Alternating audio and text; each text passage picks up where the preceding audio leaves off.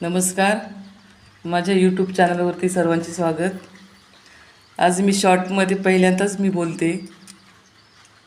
पहिल्यांदा मी नाश्ता बनवला आहे, उपीट बनवलं आहे. आणि ते उपीट म्हणजे रव्याचं. त्यामध्ये कांदा, बटाटा, शेंगदाणे,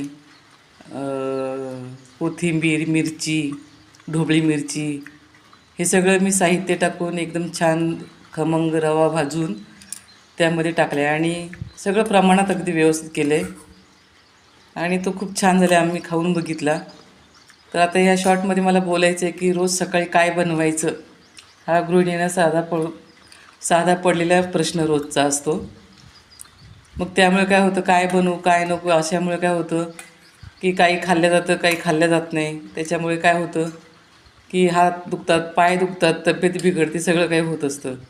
तर मी आजपासून चालू केलं आहे, उठल्यानंतर 2 तासाच्या आतमध्ये नाश्ता झालाच पाहिजे. म्हणून मी आदल्या दिवशी सगळी तयारी करते. त्याच्यासाठी हा तयार केलेला उपमा. रवा छान भाजून घेतला, उकळलेलं पाणी घेतलं आणि पहिल्यांदा सांगितल्याप्रमाणे सगळं अगदी सुव्यवस्थित सगळं मी बनवून घेतलं.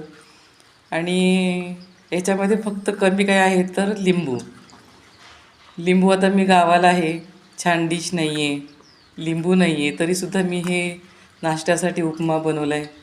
आणि आजपासून म्हणजे टायमिंग जे शॉर्टचं आहे ते जास्त 3 मिनिटाचं मी घेतलं आहे.